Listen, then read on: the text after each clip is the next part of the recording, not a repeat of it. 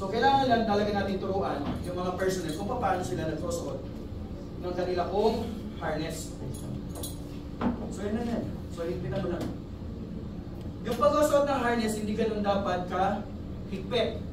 Kasi pag nahulog si person, mas lalo siyang magkakaroon ng injury or ng pressure.